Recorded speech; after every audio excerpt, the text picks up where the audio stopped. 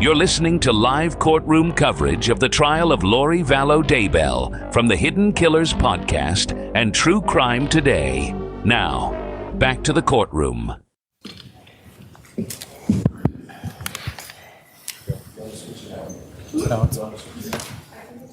How long does it last?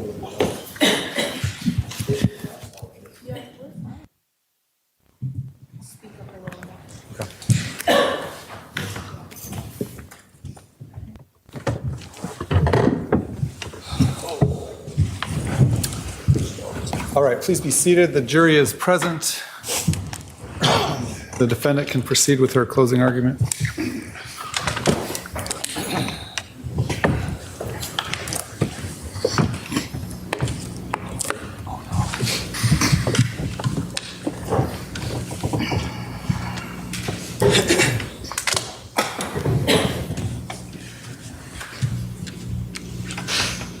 Ladies and gentlemen of the jury, the state of Arizona has the 100% burden of proving that I committed a crime, a grievous crime, conspiracy to commit premeditated murder of my husband, Charles Vallow. The state has the burden of proving to you that this event was not self-defense. In your jury instruction under the instruction, use of force and crime prevention, the last line reads, if the state fails to carry this burden, then you must find the defendant not guilty. In the law, under your jury instruction titled Justification for Defense of a Third Party, the last line reads, if the state fails to carry this burden, you must find the defendant not guilty. Under your jury instruction titled Justification for Self-Defense, the last line reads, if the state fails to carry this burden, you must find the defendant not guilty. In your jury instruction, under presumption of innocence, it states, the law does not require the defendant to prove innocence. Every defendant is presumed by law to be innocent. Under the burden of proof, it explains that the state's burden is this. Proof beyond a reasonable doubt is proof that leaves you firmly convinced of the defendant's guilt. If, on the other hand, you think there's a real possibility that he is not guilty, you must give him the benefit of the doubt and find him not guilty. In Arizona, self-defense is defined as not being a crime. So let's look at what we've learned in this trial. We learned that a shooting occurred and that 911 was called, that law enforcement was notified. We learned that fire, EMS, and Chandler police arrived at the scene. We learned that my brother, Alex Cox, came out of the house with his hands up as directed by 911 and was questioned by the police in the driveway. We learned that I came up with my daughter Tylee, and we were told to wait by the car until police would speak with us. We learned from Detective Inklin on the stand that we asked for Tylee's medication from the house for her panic attacks, but it was not given to her. We learned that eventually my brother Alex was taken in a police car to the Chandler Police Department uncuffed.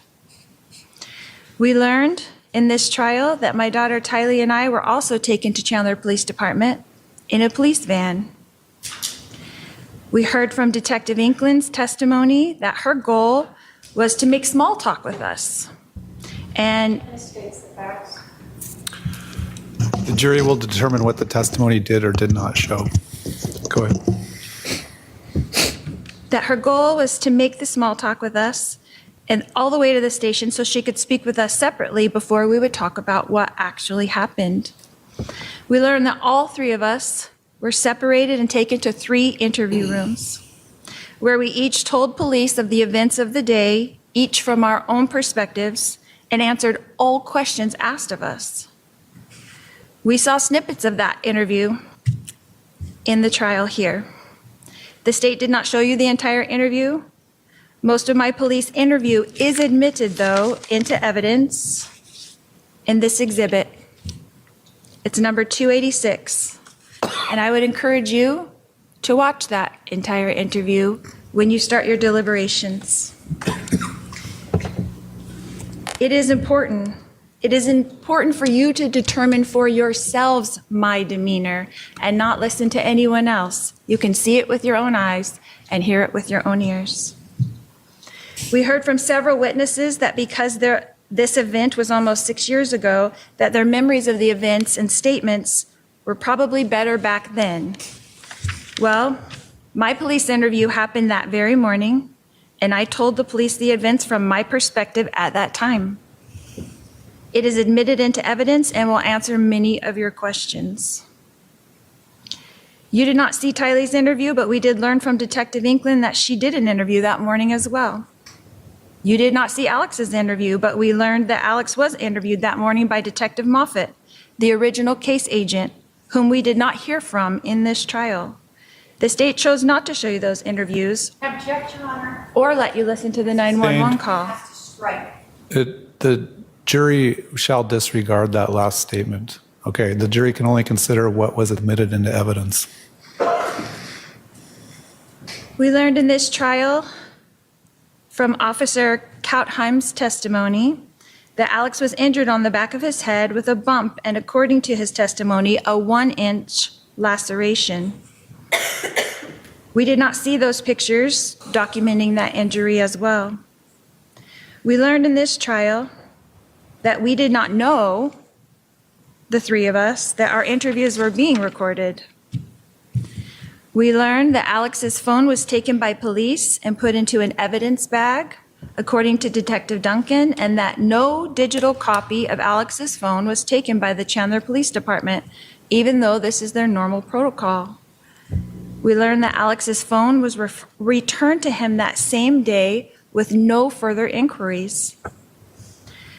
We learned that after my interview and Tylee's interview that we were introduced to a victim's advocate and that gave us further instructions in another room where Tylee and I were reunited. We learned that soon after that, all three of us, Alex, Tylee, and myself, were taken in another van and dropped off back at our house. We learned that we were instructed at that time that we could not enter the house yet, that we were directed by law enforcement to take the rental car, since all three of our cars were inside the police tape. We were directed to return later in the afternoon when the scene was cleaned up. We learned in this trial that we did as directed and left the house in the rental car close to 12 p.m. We learned that we did not return to the house until contacted by Detective Inkland to return to the house so that Alex could walk the detectives through what they call a walkthrough. We learned that many detectives were present during that walkthrough with Alex. We learned that Detective Duncan was there, Detective Coons was there, Detective Moffett was there, Detective Werther was there, and an officer with a body cam was there. And yet, we were told by Detective Duncan, the case agent on this case on the stand, that because of some problem, the walkthrough is not recorded. Detective Duncan also informed us that he does not know if any of the people present wrote a report about it. We can infer from Detective Duncan's testimony and the fact that we don't have in evidence any body cam footage of the walkthrough and no reports talking about it, that there are none, even though this would be crucial evidence for you, the jury, to have. I would ask to strike that and disregard. Sustained, the jury should disregard that comment. Again, the jury can only consider evidence that was admitted into testimony. Testimony that was admitted into evidence or exhibits that were admitted into evidence.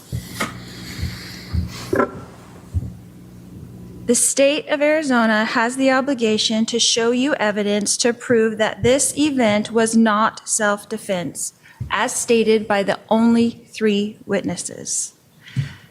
So why not show the jury all the evidence that they gathered?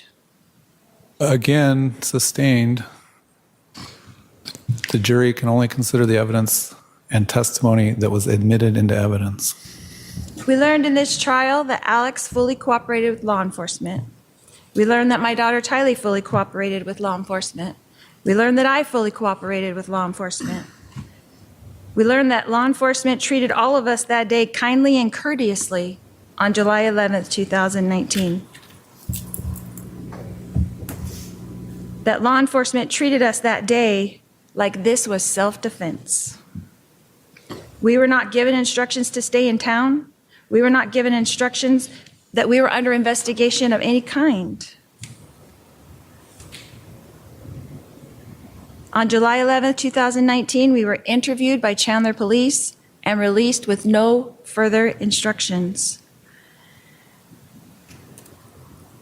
We learned that Chandler Police put out a press release that day on July 11th.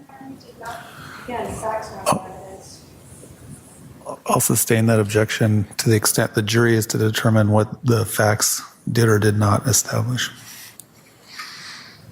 Under Arizona law, I had the right to self-defense. Tylee had the right to self-defense. Alex had the right to self-defense.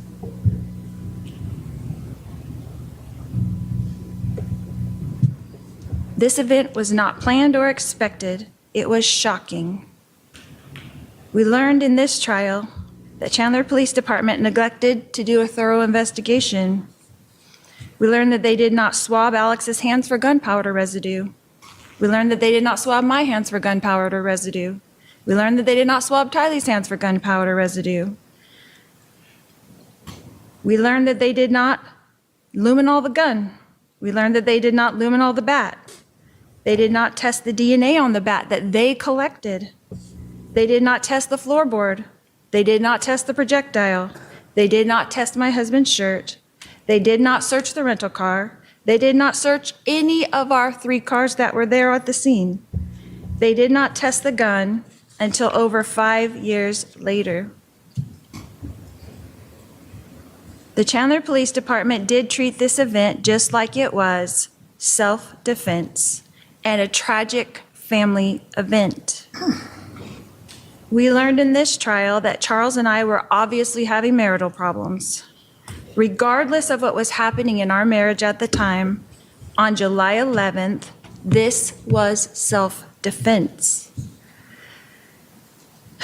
When Tylee came out with the bat to protect me, her mother, Charles did not have to take the bat from Tylee and start swinging. At 62 years old, Charles had a choice that day and could have put the bat down. A 2-minute period changed our lives forever. How are you supposed to choose between 3 people you love?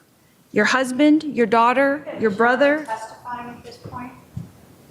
Not facts. All right, hold on. All right, I'll caution the defendant not to testify about things that were not entered into evidence.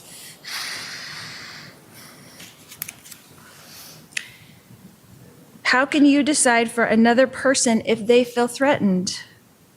Why does the state want to blame to someone? It's a reasonable person standard, not the standard of the person. I'm sure you'll point that out in rebuttal. I'll allow the argument as that inference. Go ahead.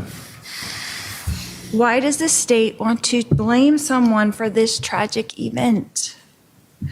What evidence did the state show you in this trial that I wanted harm to come to my husband?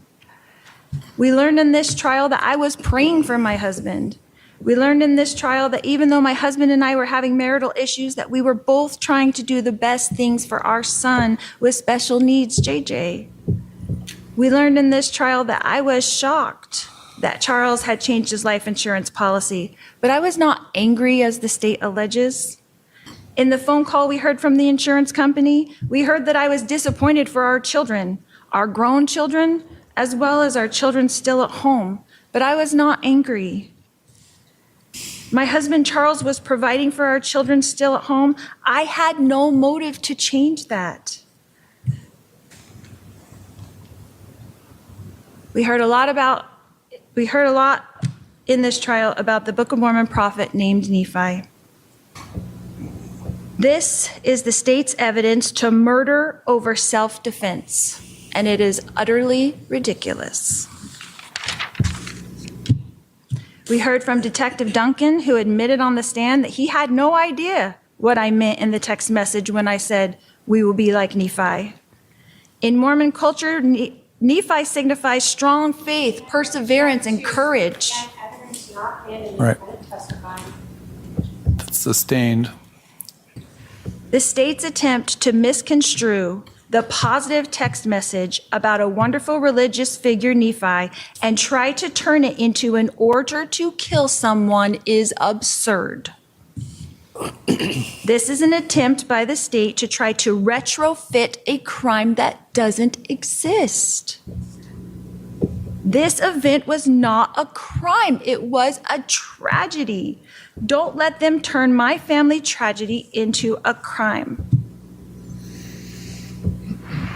When I'm done speaking to you, the state gets to get up and rebut all that I've told you. They've got to have the last word, so to speak, because it is 100% their burden to prove to you that I committed a crime. And you won't be allowed to hear from me again. So I want you to remember that it is the state's job to prove to you that I committed a crime. And if you have not seen the evidence that leaves you firmly convinced that I have committed this very crime, then the state failed to show you the evidence that you need. Because I did not commit this crime. The only interview the state entered into evidence is mine. So I encourage you to go watch it. I told you just what happened that day, just the way it happened. The state put forth a bunch of evidence in this trial in an effort to make you dislike me, to try to attack my character, so that you would just say guilty no matter what evidence they showed you. But only you get to decide. The state put up witnesses that had zero knowledge of a conspiracy. The state did not show you evidence of an agreement to commit murder. They showed you evidence of a family tragedy, and then they showed you the sad effects of a family torn apart because of that tragedy. That's all.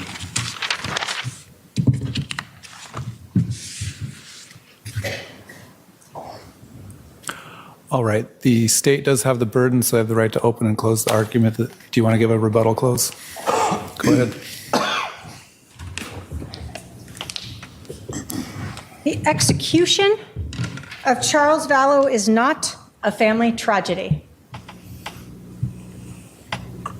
There is nothing that you can say about shooting a man as he lay on the ground that you can try to construe in any way to make that a family tragedy.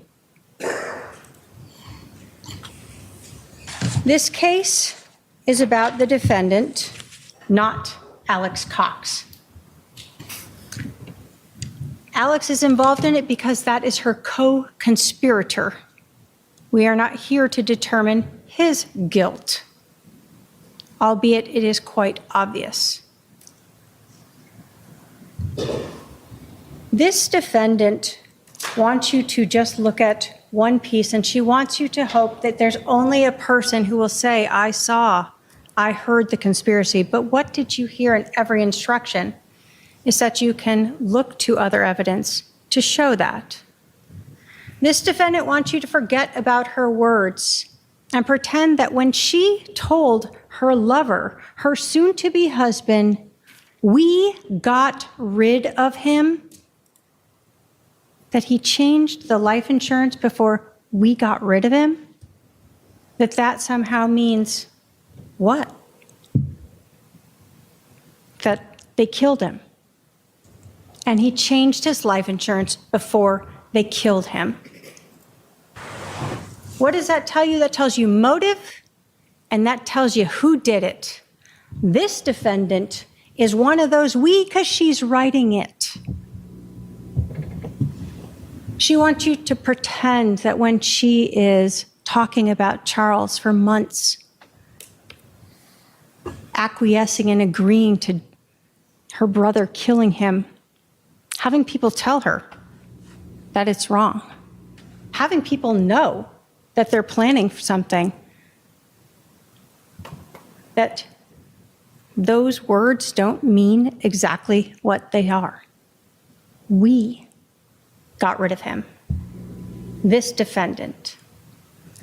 The state, of course, has the burden,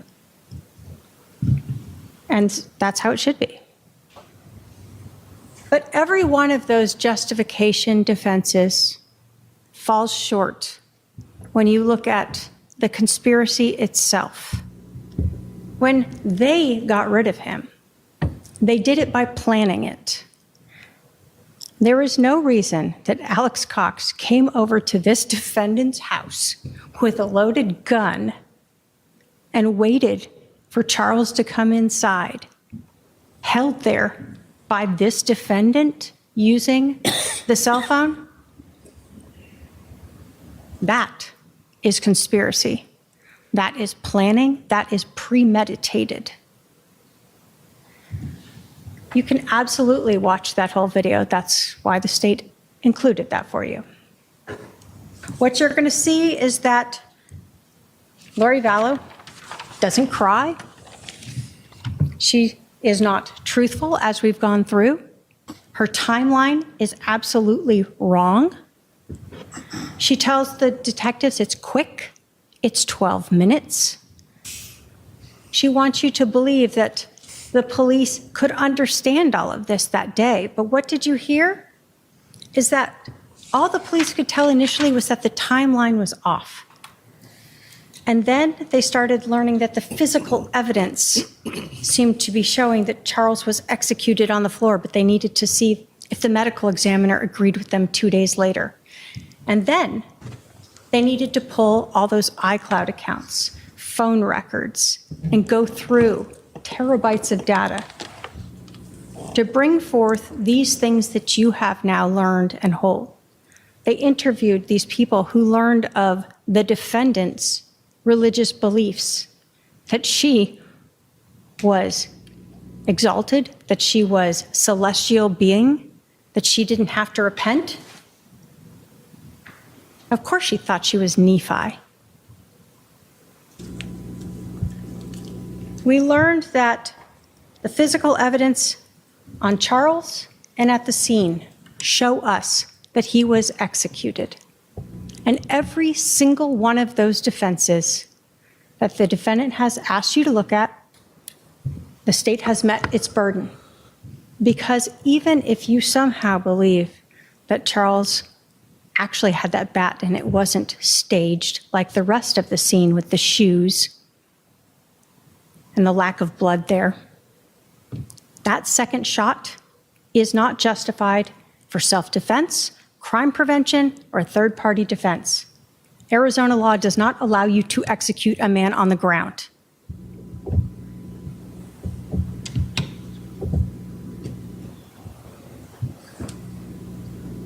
The defendant wants you to believe she was shocked and surprised by this, and yet she goes wandering around, goes to Burger King, Walgreens, drops off her kid, comes back and jokes about her neighbors. Not one action of a person shocked, surprised. She wants you to feel bad for her daughter, Tylee. You saw her there. You heard from the detectives. She's also not shocked, crying, upset, worried. And you saw Alex. Same demeanor. Why? They've had 47 minutes to work it all out. Go through Charles's phone, figure out what they're going to say. They've talked on the phone twice in this time period. This case relies upon all of the investigation that the police did. That day, when they knew that timeline was wrong, that day when they started to understand that the physical evidence at the scene was staged and wrong and didn't match what the defendant was saying, and then all of the evidence after that, culminating when this defendant told the man that she married later that she was having an affair with, as many times as she wants to say Charles was my husband. She didn't want him as her husband. She wanted Chad Daybell. She wanted that life insurance policy, and yes, she was angry about it. And she said, we got rid of him. That is her confession to you. That is why she is guilty of conspiracy to commit first-degree murder. Thank you. All right. Do we have Izzy coming over? Izzy to be sworn in? All right, members of the jury, there are 14 of you, only 12 of you can deliberate. At this time, we're going to choose the alternate jurors by random lot here. So we have our scientific method here of random numbers. 14. Juror 14.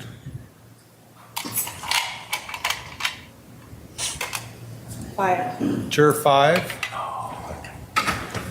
I don't think you're 5. Well, maybe you are. Okay, so to the alternates, if I don't see you again, I want to thank you for participating in this process. The admonition still applies to you until we call you and tell you that it's been lifted. I have in the past had to have callback alternate jurors to testify or to deliberate when, for whatever reason, one of the jurors can't continue to deliberate, becomes sick, has a family emergency, etc. So you still could have to deliberate in this case. But again, if I don't see you again, I really do want to thank you for participating in this process. I know it might be somewhat of a disappointment to not deliberate right now, but we will keep you posted and we'll let you know if we need you. The remaining 12 jurors will retire to the jury room and begin your deliberations. First, we're going to swear in my staff. Do you swear that you will take charge of this jury and protect their deliberations from all outside interference and communication, and when they have reached a verdict, you will bring them back into court without revealing the verdict to anyone, so help you God? I do. Thank you. Izzy, drop those off. Undrop those off.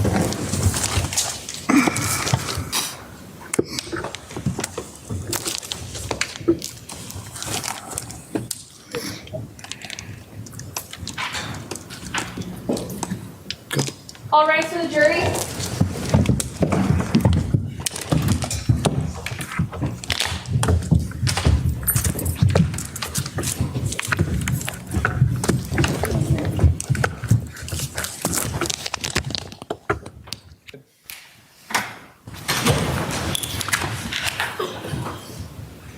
The jury's no longer present in the courtroom. I've passed out proposed aggravation phase jury instructions. In the event that there is a verdict of guilt, the state elects to proceed with an aggravation phase of this trial. So I'll let the parties review that. It's not too long. There's a spelling mistake on page 3. That's as a 3 in it. Got it. All right, we'll be at recess until we hear from the jury. All rise.